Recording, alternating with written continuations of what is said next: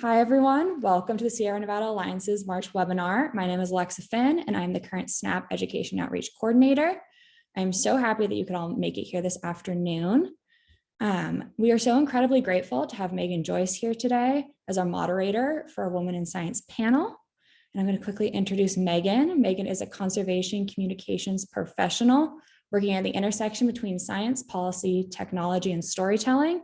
She's grateful that her path allows her to have conversations with passionate people about innovative solutions. She has worked to advance conservation and stewardship of the planet with NOAA, the Wolf Conservation Center, Cornell University, and the Lab of Ornithology and Defenders of Wildlife, and started a consulting business for communication, facilitation, and nonprofit management. Megan is a graduate of Cornell University with a BS in Environmental and Sustainability Sciences, and is a current MPA candidate at Syracuse University's Maxwell School of Citizenship and Public Affairs. And with that, if you have any questions during this webinar, please add your questions to the chat and we'll make sure to get to them at the end during the allotted Q&A time. And with that, I'm going to pass it over to Megan. Hi, everyone. Thank you so much for coming and joining us today. I just wanted to do a brief introduction of the panel and the webinar, and then also our panelists themselves. We would really love to talk a bunch about the women and the people behind the science and the policy that we talk so much about. And so with that, this Women's History Month panel is focused on the stories of the folks who are actually out there doing all of the work. Our panelists today are Susan Britting, Executive Director of the Sierra Forest Legacy, Jenny Hatch, Executive Director of the Sierra Nevada Alliance, Allie Meters-Knight, a Master Traditional Ecological Knowledge Practitioner with the Machoodpha Tribe, and I am so sorry that I probably mispronounced that. Beth Pratt, California Regional Executive Director of the National Wildlife Federation, and Meg Seifert, Executive Director of Headwaters Science Institute. And I'm just going to jump in. We'll have quite a few questions here, but then towards the end, we'll get to some of your questions in the chat. So just pop them in there and I will ask our panelists towards the end. Our first question is, what made you choose this path? You're all in the science and ecology and conservation field. So what made you choose this path? How did you get here? And if you weren't here, what do you think you would be doing? Is it something wildly different or something sort of related?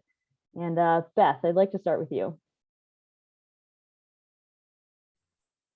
Hi, thanks. And it's just honored to be here with all these amazing women doing amazing things. I recently had to answer this and I really thought back, why am I doing what I'm doing? And it really is those early connections, if not to science, though. I think we too often skip a step. I don't want to speak for everybody, but almost all the folks I talked to, at least in wildlife conservation, it wasn't a science book or people spouting scientific facts or, ESA listings that got you inspired enough to be in this field, but it was something that captured your imagination. And for me as a young girl, it was the backyard wildlife, but also that when I first became aware that wildlife in our suburban neighborhood outside of Massachusetts could actually be threatened, and that if people didn't stand up for the wildlife and for the natural world, something might happen that, obviously had big repercussions that I learned later. But I think for me and how I approach my work too, is that the science is fundamental, and I became a scientist but because of my imagination, though. And I think that that's why I'm doing what I'm doing, is my imagination carried me both to a love of wildlife, but also allowed me to imagine what would happen if I didn't do something. And Sue, what about you? Let's see. I always loved being outside. And I grew up in the Bay Area and just a few blocks from the mud flats in the San Francisco Bay Area. And so we just spent lots of times outside when I was a kid. And so I always loved that. And I was actually drawn more to the science side of things. I didn't get involved in conservation until after I was out of graduate school, finished my doctorate. So I was very into the, how things worked and process and how things were affected by the environment around it. And I did my work on physiology and biochemistry of a marine alga. And then I ended up moving to a place I loved dearly. I call it my habitat. It's just the right spot for me in the Sierra Nevada foothills. And so because I decided to move a place I loved, then I looked for things to do. And like Beth, my perceptions then of how the world was changing and how the world was affecting the environment, that's really came together more for me when I was out of graduate school. And that led me on a path to work in conservation around the place where I lived. And then that expanded to the bioregion in Sierra Nevada and California.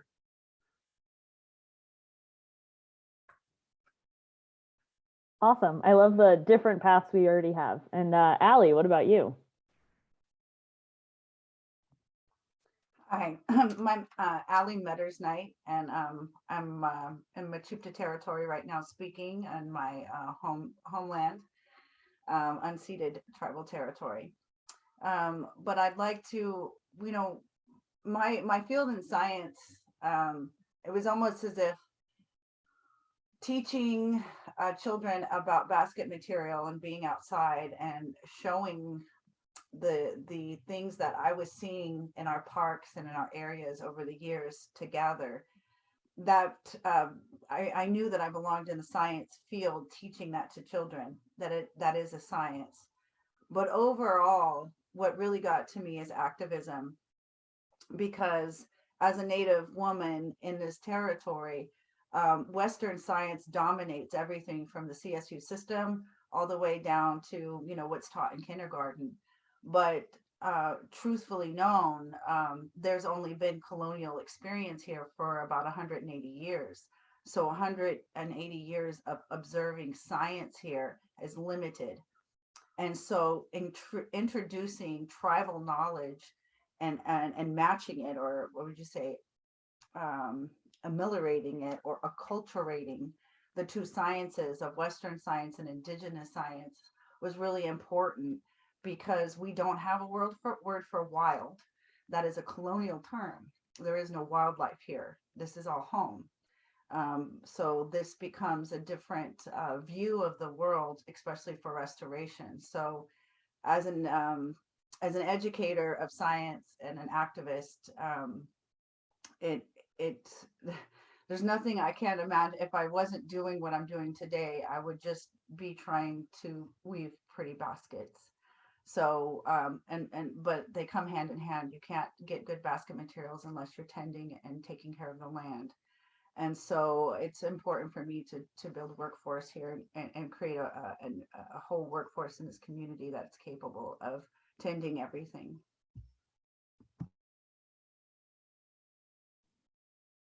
Thanks. Meg, what about you? Yeah, I grew up without an outdoorsy family, but we did have some space behind our house. I personally like to go outside and play. My family always thought I was a little weird. But I didn't really realize, I went to an ecology school, which is common back east, in 7th grade, and learned a little bit about the environment and conservation. I had no idea that it was a field that people could go into. I loved science. I thought I needed to be a medical doctor. That's probably what I'd be doing if I didn't end up here. And so I thought that's what you did if you're good at science. And then in college, my undergrad advisor was like, that's so boring. Why would you just want to be a medical doctor? Why don't you come do some research with me? And so I started doing research on bluebirds and purple martins in North Carolina, and like cavity nesting birds. And then I worked for the Forest Service. And I sort of ended up where I am after my PhD, in a field of trying to give back, so that kids can understand what science is and isn't, that science is an ever expanding field, that there are these careers out there. So Headwaters does weekly talks with scientists from all over the country that get recorded. And we work in schools and try to integrate what is actual science and what's happening on the forefront of science into education with a real eye on environmental, and conservation stuff that you can do. You can have a career that's, outdoors and interactive with the world. So. Thanks. And Jenny, what about you? Yeah, I always just loved animals as a child, and also would find myself on little adventures behind my home. When I was a kid, I grew up in Arizona, and yeah, just wandering in the desert and like looking for animals and trying to discover. And then I had a best friend in high school who was very akin to that, and also did watercolor painting, and we were both in art together and just loved to adventure and be outside and just try and go rescue animals in urban Reno. So I think it stemmed originally from this love of animals, and originally I wanted to be a veterinarian, and I was a tech assistant at a veterinary office in college, and soon realized that that wasn't the right path. And so I kind of veered to conservation biology from that, because I realized that I could work with animals directly or indirectly and make an impact. But I have to say, when I decided to do a career path of science, it was out of my comfort zone. I was never good at math, because I guess I listened to those stories, and then also had in third grade an absent teacher for the whole school year, and that was a fundamental year of learning like multiplication and things like that. And so I remember being in university, and a lot of the math classes and the science classes were challenging for me. I could figure out the larger concepts, but then I would make mistakes in simple equations. I remember one of my professors commenting on that. And I was an A student in like writing and artistic, kind of endeavors, but like scientific courses were harder for me. But I connected with them, though, from like a kind of metaphysical, spiritual level, and really enjoyed them. But I had to work harder at those things because I had told myself a story, and I don't know, maybe it just wasn't the way my brain worked. But yeah, went that path anyways, and love it. And if I wasn't doing this, I'd probably be doing something in wellness with yoga or spirituality or something like that. Yeah. Great question. That's always really interesting how everyone finds themselves where they are, now. And Beth, I have a question for you. First off, if you would talk a little bit about what you do with NWF, and then working in the wild urban landscape, you must bring you into contact with lots of different people. And so what does it mean to work collaboratively? How important is collaboration and communication in the conservation field and in what you do? Yeah, no, thanks, Megan. It's a really good question. I think, first and foremost, I'm a scientist. It's not so much my day job, although I do kind of some fun research projects on my own of pica and butterflies. But, my day job is bringing the scientific background and my role as a scientist to conservation leadership. So, that's coupled with an MBA. So it's kind of this dual existence. I feel like my job is making the scientists happy, like with the wildlife crossing at Liberty Canyon. Science told us we needed it. Science told us if we didn't build it, what would happen? A mountain lion, local population of mountain lions would go extinct. But science didn't get it built. To get it built, you needed support from the public. You needed support from the government. You needed all these things. You needed funding. And that actually has less to do with science than with sort of the other half of me, which is how do you communicate? How do you get people inspired? How do you get people engaged, to everything from writing a check to saying okay when the environmental document was out, to also being okay with living with large predators in an urban area. And, that gets back to my earlier reference around imagination. And we have to have people see themselves as part of the story. And I think that the approach I've always taken with the Save LA Cougars campaign is the wildlife crossing is something we want to achieve, but we need to build this larger movement of people who want to coexist. And we forget these decision makers, whether it be, Governor Newsom or, a Caltrans leader or even an engineer at Caltrans. They're people too. They have to feel inspired and love stuff, because I think all the scientists on this panel can probably think of way too many examples where, despite the science being there, an animal went extinct or a property was developed, even though you had solid science that said, can't do this, we shouldn't do this, there will be bad outcomes. So for me, it's really evolved into now in my, over 30 years in conservation, I think my 20s, I would have approached it as, I'm coming in with the solutions. We're going to do it one way. What has worked with the Save LA Cougars campaign is more seeing it as a collaborative movement. And I see my role more as inspiring, as empowering voices, and, sort of bringing that movement together. And that means giving up the old way we used to do things in conservation or science. We have everyone from hip hop artists who, from Watts, who we bring into the conversation. And then I put in front of people like, Gavin Newsom or Secretary Crowfoot. We see it as a much more inclusive, collaborative co-creation movement than environmentalists sweeping in and say, thou must doest. And I think that's where the communication and the inspiration and the working collectively is a very different approach from the scientific method and all the ways I was taught early on in my career. I really like that, having people see themselves as part of the story. I think that's, a main point of having this panel and having you all be able to talk about who you are as people, both in the field and then also, in the conservation movement more broadly.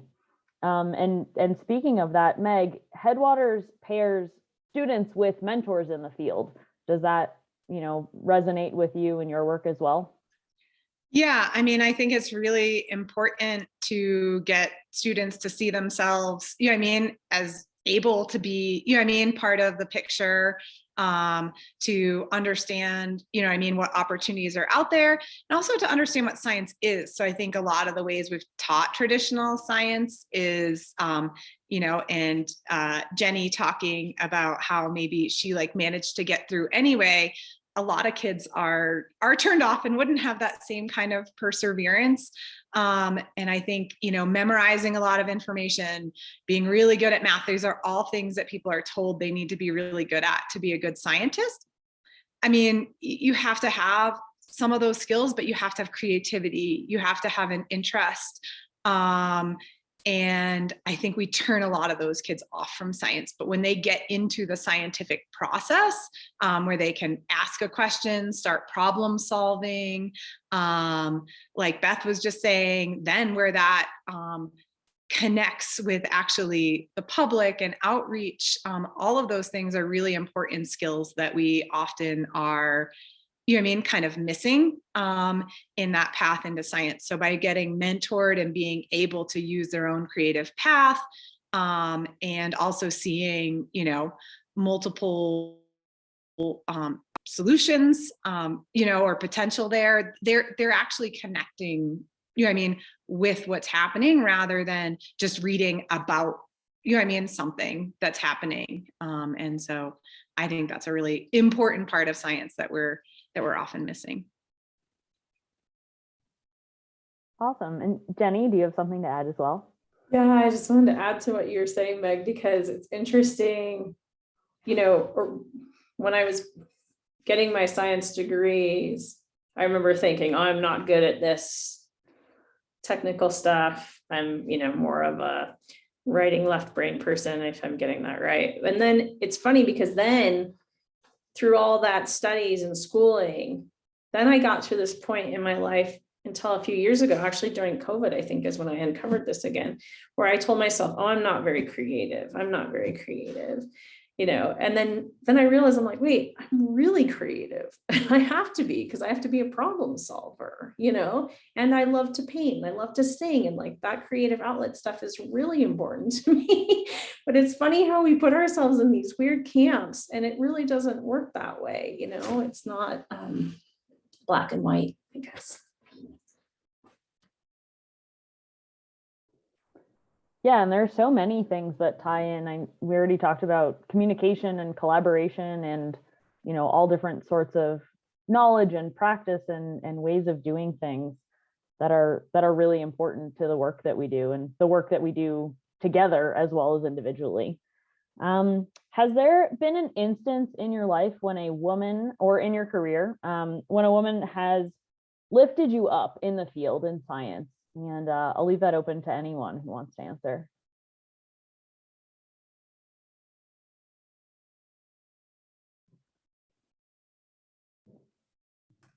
I'll go. Let's see. I had an instructor when I was in an undergraduate at UC Berkeley, and I was taking a class on seaweeds, and she was kind of outside the bubble. She was an extraordinary person, a little bit eccentric and really exciting to talk to and to learn from. And she was really good about encouraging people to just, all people, men and women, but people to, think deeply and think in unusual ways about the subject matter and about what we're talking about. And she was even interested, we had some of our workshops had to do with, phycology and algae, and seaweeds, but they also had to do with art and how there's the intersection with seaweeds and art and music. And so she was just really inspiring and really gave people space to have thoughts and to exchange ideas. So I still follow her. She's still teaching psychology at UC Santa Barbara now.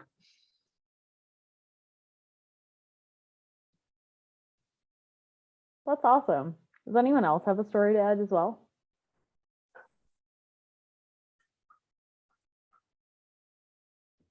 Well, I will just say my mom was not a scientist, but I would say that, she was one of those women who, and still is, really encouraged me that I could do anything. And I think that that's really important. I know one of the questions we talk about was challenges. And I think from both women and men, both, I think most of us, or again, don't want to speak for the group, early on you can't do this, whether, it could come from both sexes. It didn't necessarily have to be men saying you couldn't do it, but women would do that too. So I think having, even if they're outside of the scientific field, I can think of especially my mom, but other women who just, even if they weren't scientists, empowered me to think and dream big and not set limitations just because I was female.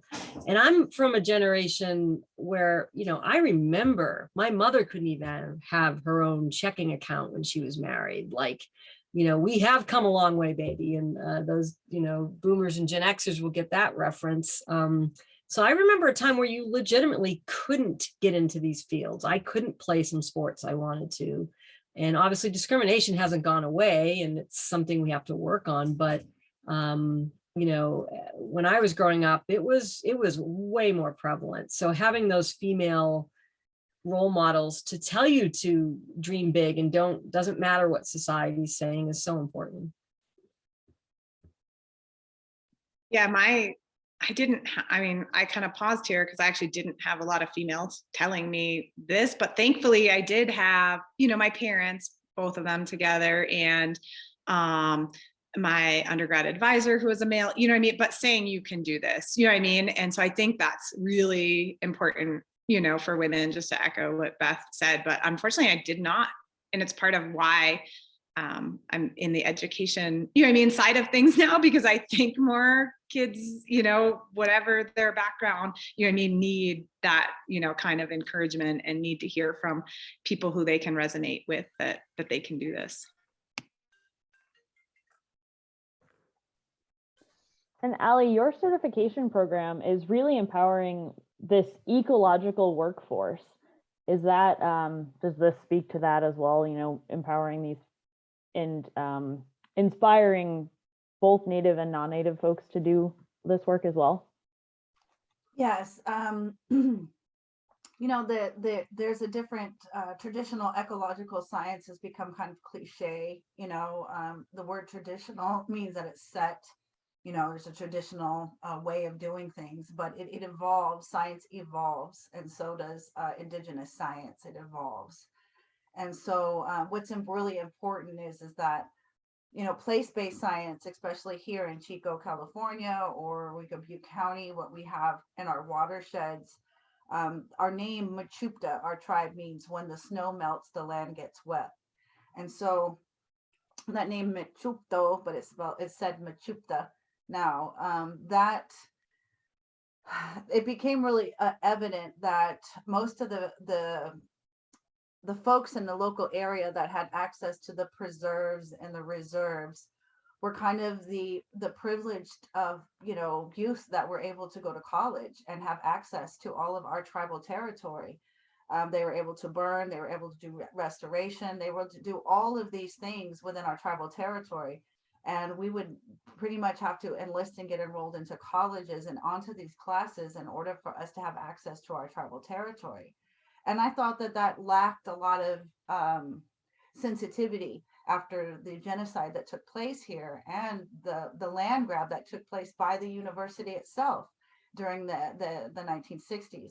So, you know, I really thought that it was, you know, the olive branch to say, and it made sense, you know, we don't have enough tribal memberships to even handle the 180,000 acres of forest land that's just in Butte County. So in order for us to do this, we would have to share our science through certifications. And this would also break open a new workforce where you don't have to have a huge college debt to be able to study oaks and to gather oak trees and to do the restoration that needs to take place. We just don't, we have to make more scientists. And this to me was a way of bringing in folks that already work in nature, they already are with cutting trees, are already working already, but this adds to that so that there's a component of tending, a component of coming back and saying, okay, this is a forever project. We don't just come in and do a restoration 1 year and then leave it alone and move on down the road and never go back to that restoration site. There has to be management, there has to be maintenance, and that takes workforce. And so, you know, one of the things that was always missing a lot, what I've been working with forestry and a lot of these agencies, is that they have missed consulting with tribes. They forget that they're in someone's tribal territory. They don't talk to tribal leaders, they don't talk to tribal governments, and they don't reach out to government agencies that handle land management or actually work on environmental protections. So these separations of partnerships have made big wedges in some of the decisions, because conservation can be interpreted from a tribe way different than from, say, from an environmental group.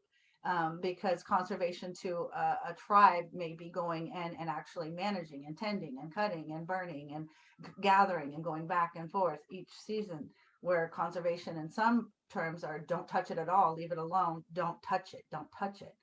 And so these changes that take place are really monumental for tribal governments, because this allows us to have funding through federal infrastructure money, also built, you know, governor has also issued $1 million for land back for tribes for, you know, preservation or workforce development to do this type of tending.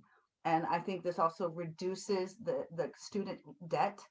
And it also, those that do make it through college, there actually isn't a lot of jobs to get in the area. They have to leave the area of the place they've been studying. So I'd like these university students who have gone through the university system to have access to jobs to manage these places for years. And so that's a long answer, but yes. That actually leads me to another question for Sue. You know, we were talking about the intersection of all of those different things, and Sue, you work a bunch on the intersection between science and policy, correct? Can you talk about balancing those two and anything else you have to balance in your work as well? And you're on mute. That's an interesting, it is an interesting intersection. I think a lot about some comments that Beth made about, you know, there's a transition, there's the facts about the world. You know, that's how the world works and the process, and in my work, the ecology of forests and how forests interact and work together. And those facts, there's a certain, you know, set of those facts that you work with.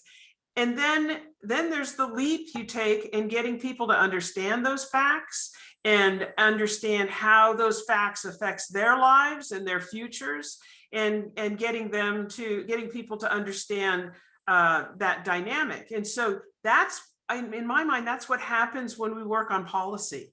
So we have a set of facts and we think we know a lot about the world. Well, you know, we know what you know about the physical world, but then taking the leap and trying to get other people to understand that and understand the consequences of their actions if they, you know, and how they will affect the environment. That is the big leap. And I think I totally agree with Beth about that's where the collaborative thing steps up. And that's where, you know, the role shifts from describing the facts and what the world is like to then trying to understand, well, in sharing with another person, here are the facts. How do they affect you? Are there ways that, you know, that your life is affected that is positive or that is negative?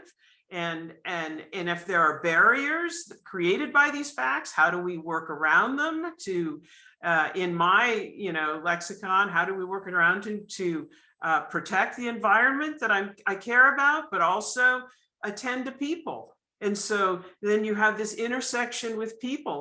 Where I work now is in the forest environment, in a frequent fire forest environment, where over the course of many years, we've decided to live intimately in these forests and you know, need them for many different reasons. Our water supply, hydroelectricity, recreation, livelihoods. And we've lived so intimately with these forests that are now being increasingly affected by wildfire that it's become very much, you know, the intersection between people and the environment in our forests have become even more intense and more, you know, tightly woven.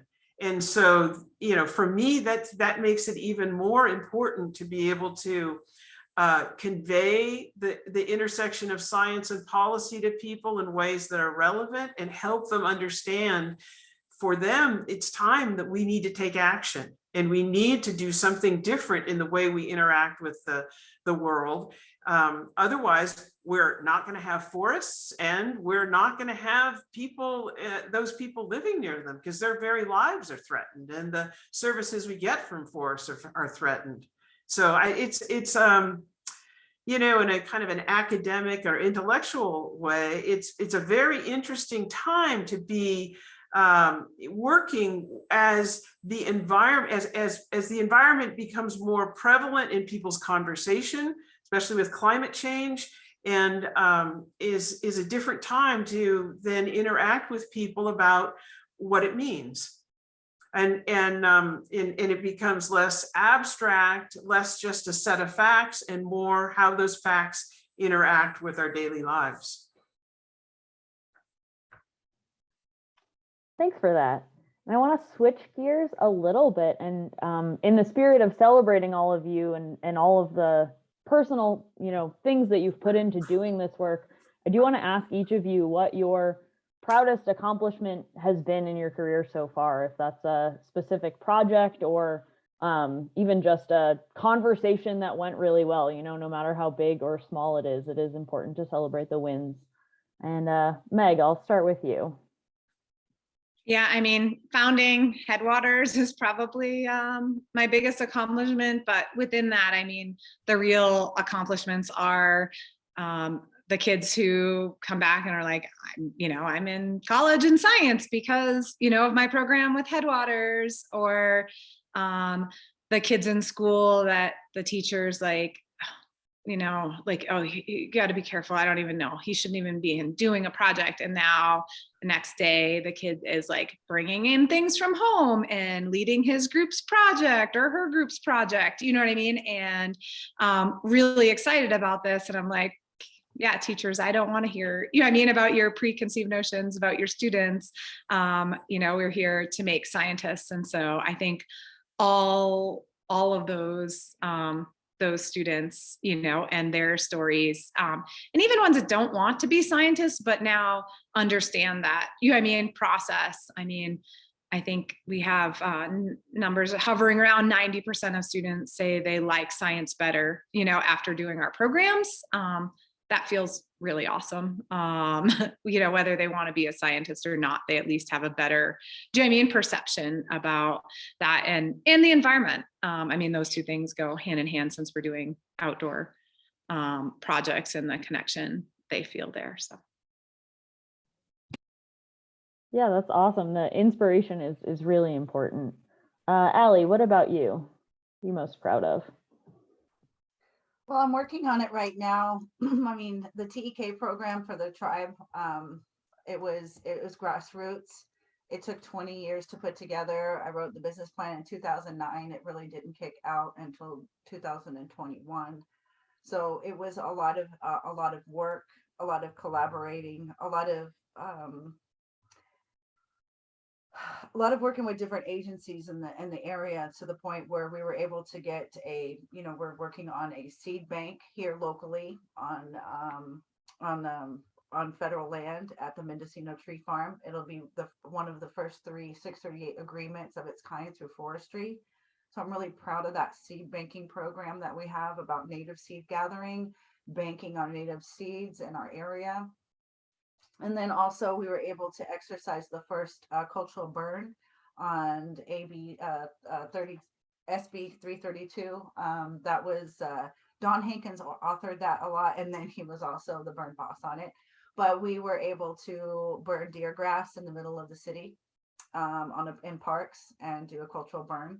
And I'm really proud of that. These are demonstrations of science in the community that are indigenous science that have been prohibited by law to be exercised for over 150 years. So to me, these are accomplishments because, fire suppression here in Butte County, here in California, was a false science. It was fake science. There's no good in fire suppression when this is fire's home. Fire lives here. And so we have to learn to adapt to it. We have to learn to also adapt to the changes of climate change. And we've been here for tens of thousands of years as Indigenous people. And we know a lot of information on how to survive climate change because we've gone through it before many times. So, I'm really proud of those accomplishments locally because they demonstrate the sovereignty of the tribe and why everyone should, work with tribes in their area when they're looking at environmental protections. Thanks for sharing all of that. That's awesome. And Jenny, what does it mean to you to be leading an organization, especially with 3 young kids of your own? Yeah, it ain't easy. Oh gosh, what do I want to say about that? I think it's challenging in this day and age that we want to be mothers, we want to be presidents, we want to do all the things. I volunteer on the PTA and the holidays and doing all that stuff and be present for your kids. And then super passionate about your work and wanting to show up and be there and work hard and demonstrate that to your staff. And the multitasking can be kind of crazy. This week my husband's been gone for 6 days and I've been doing it all on my own. And we had a strategic retreat on Saturday. And so it's like juggling all the things. But I think it also is a great demonstration to my children, of having a service ethic and doing something that makes a difference and trying to help make the world a better place. So all of that I think is significant and makes it worthwhile. It's not, I contribute to my family financially, but it's not like I'm doing it for the money. I could be working for a consulting firm or something and make more money. So definitely have a passion and a love, but it is a crazy time in our culture that we are, doing mothering and working, and that's not easy. So do you want me to answer, Megan, that other question too about my accomplishment while I have the floor? Okay. I didn't know if you're moving into a different question entirely or not, but I'd say for me, my one of my biggest accomplishments that I could say two things, but it relates to being a mother too, so it makes more sense in this stream of consciousness. Is that we run an AmeriCorps program for the Sierra Nevada and a workforce program, several workforce programs, and as part of what we do at the Alliance. And I served in AmeriCorps when I was in college, and I've had AmeriCorps members underneath me. I've been a host site and a supervisor, and then running an organization that runs that program. And over the years of my career, watching those relationships and those being a mentor and being able to watch people blossom, so many people blossom in their career and become leaders in conservation, has been super fulfilling and heartwarming, and to the point where, even AmeriCorps members that I had on a long time ago, 15 years ago, have served on the board at the Alliance, and roles have been reversed, and it's just really, really inspiring. Makes a big difference to see that leadership legacy. So that's one of my accomplishments that I'm proud of. Thanks. And Sue, what makes it worthwhile for you? What are you proud of?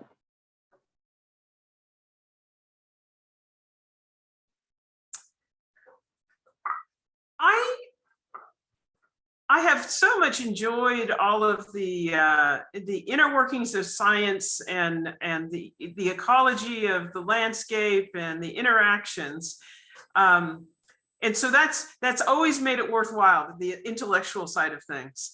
I don't think of that as an accomplishment. That's just something that motivates me and keeps me going, because I find it fascinating. People are also fascinating. And so, but what I would say is one of my accomplishments I think about is that I work within a community. The environmental community is not always an easy community to work with, and there are divisions and strong feelings in the environmental community. And I feel really good about a coalition. We call it the Sierra Forest Coalition, that I helped to bring together 10 years ago. And we've been working together for 10 years on advancing planning and conservation in the Sierra Nevada. And, we're not a lockstep group. We're a group that, there are a variety of opinions, but our coalition is one that, people can come and go, and people benefit and use whatever they feel important for their work and their interests. And we, definitely have alignments among some people. And so we'll work collaboratively on projects. Maybe we're commenting on a logging project or commenting on a species listing. But I feel really positive about this environment that we've created, and relationships and associations that, try to really work at setting aside the divisiveness and really focusing on where we're aligned and where we can help each other move forward in that alignment.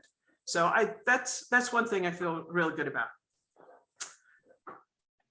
Awesome. And last but certainly not least, Beth, what about you? That's a hard one. I mean, first of all, I feel like, nothing is done alone, right? So I feel like all the mentors and teachers and supporters I had, but the first thing comes to mind, I think I got the first documented photo of a pika with marmot poop. So that could be one of it. But we're about to break ground on Liberty Canyon. It's been 10 years. Here's my Cougar hard hat. And certainly that's an accomplishment with partners that I am extremely proud of. But I want to get back to that sort of movement, I think, is what I'm prouder of, at least being a part of, helping to empower.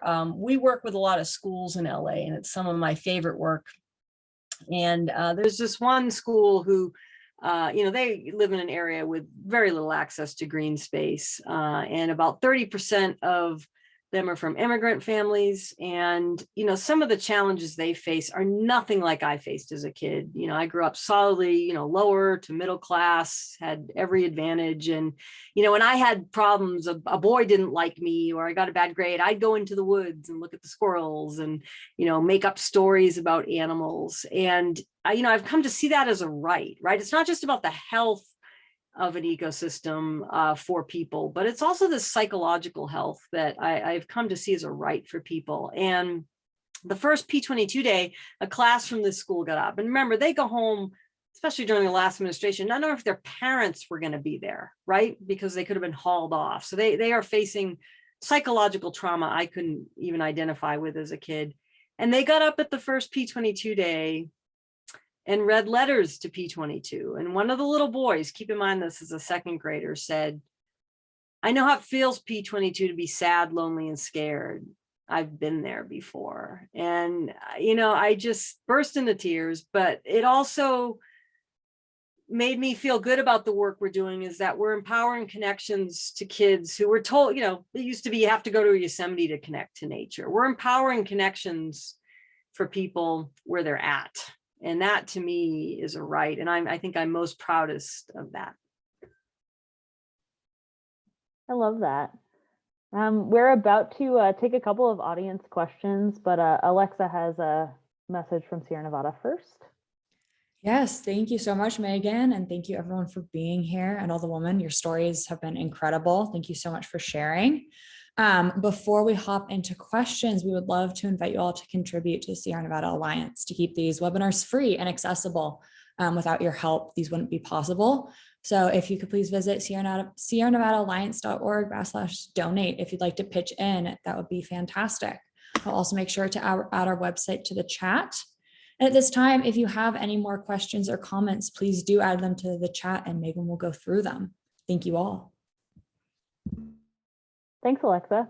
Our first question from the audience is, have you ever experienced any discrimination in the science world, whether salary or projects or knowledge or otherwise? Yes.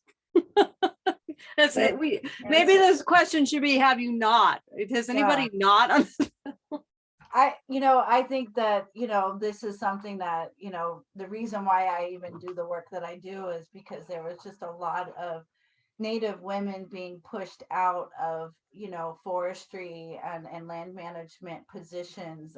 It's a male dominated place. I work with, I look nice now, but I do wear a hard hat when I go to work and no makeup. Yeah, I've got a beaver on my hat.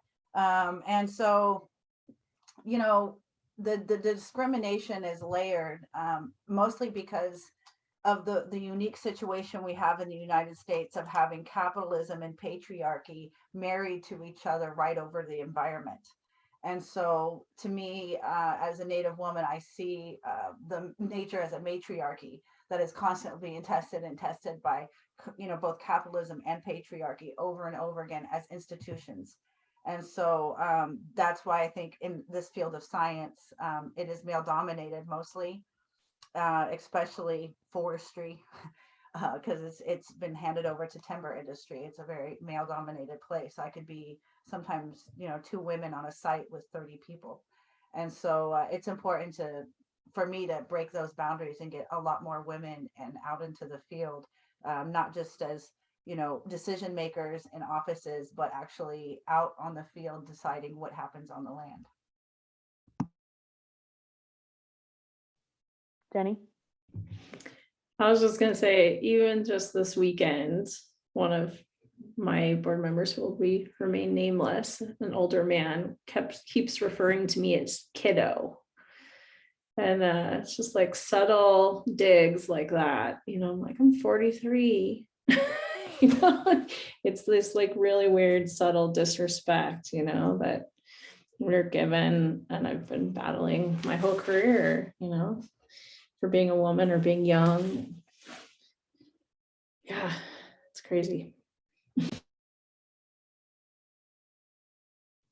Yeah, looking young also doesn't help. I'm also 43, and yeah, I was doing like a pitch class thing in Sacramento for nonprofits, and somebody told me I really needed to channel cheerleader because like empowered scientist wasn't really what I looked like.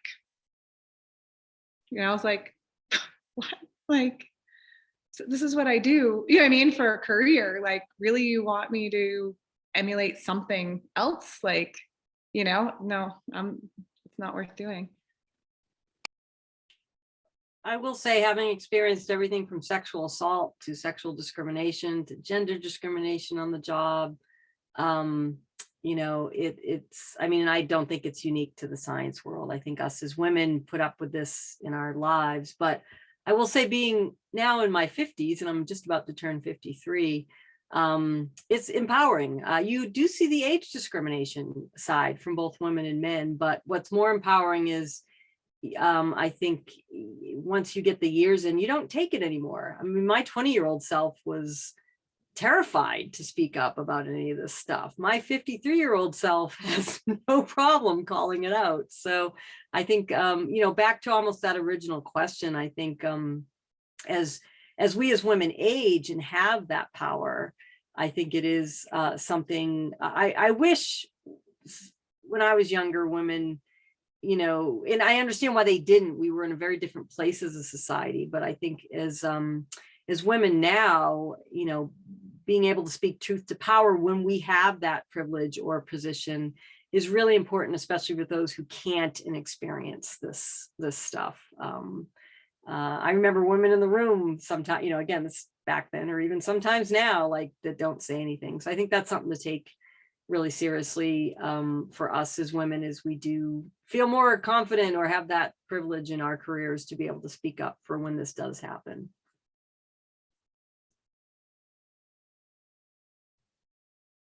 Thanks. Our next question, and probably our last question from the audience, is what's the best way that you can think of to encourage young people to get involved in science and conservation, and at the same time break down the barriers in the science community?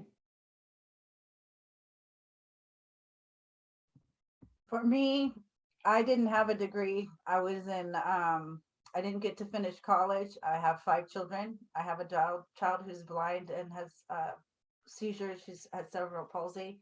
So my time was as a mom to kind of explore a high degree was unique and different. But after 20 years of working in the environment locally, and I definitely was, you know, guest speaker for college professors, and it wasn't until, you know, a professor and someone from Berkeley going for their doctorate degree studying agroforestry, and they were saying that, you know, we can't really practice TEK in the United States like you can in Brazil, and they were able to say, no, the Amazon, and it's not just unique. There's also indigenous people in the United States who are studying their ecosystem and giving it all they got. And that was me. And so I felt like that was that the tribe sat and I got recognized by the tribes through tribal resolution through my own tribal nation, given a master's degree and given that. And then from there, being able to share that knowledge throughout. And I just want people to be inspired that it's not always about you got into college and you made it to all your classes and you've got a panel of professors about to give you a, you know, your degree. Sometimes it's about get out there and do it. You become something, just don't give up. And there is a niche for everybody. And that's what I'm hoping to expand through this program, is that you don't have to have tons of money to get into college, to get into a position that pays you $50 an hour to do something good for the environment. I want there to be a way to do that today, because there's climate change. We don't have time for that. Some people don't have 5 to 6 years to graduate and then go get a job to do something. We need all hands on deck now. So that's my answer.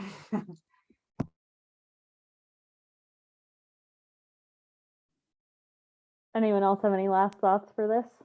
I mean, education, communication, I mean, it's echoing the same things that, Ali is saying, like more people being encouraged, educating them from a younger age, about what they can do and how they can get involved.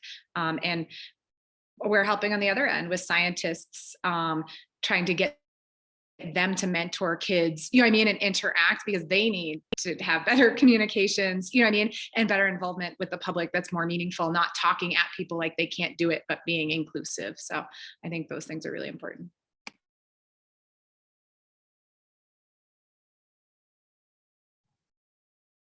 Awesome. Well, thank you all for coming, and thanks to our panelists for sharing your very varied and really just awesome accomplishments and perspectives and everything. And thanks to all of our attendees for your great questions and for listening. And Alexa has another message and to cap it off. Yes, thank you so much. Reiterating what Megan said, to all the panelists, thank you so much for being here. That was an incredible conversation and learning so much about each of your experiences and the differences between them, and how we all, can make it in the conservation like science world has been incredible. We would like to thank our sponsors too for making these presentations possible. And like I said before, if you would like to donate to support these events, that would be fantastic.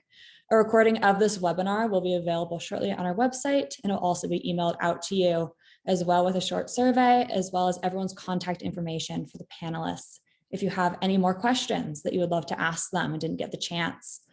We do have a lot of exciting events coming up, including our Wild and Scenic Film Festival on Tour, which is happening on April 22nd, as well as we have 2 Earth Days happening in the basin, including South Lake Tahoe and Tahoe Truckee, which the Alliance will be at as well. To get involved and see what is happening around the Sierra and the Alliance, sign up for our newsletters and email alerts, as well as check out our social media. Be on the lookout for future webinars and events coming soon, so we can have more of these, and would love to see you all there. Thank you all so much for coming. Again, thank you panelists and Megan for facilitating. We'll all hopefully see you soon. Have a great rest of your day. Thank you.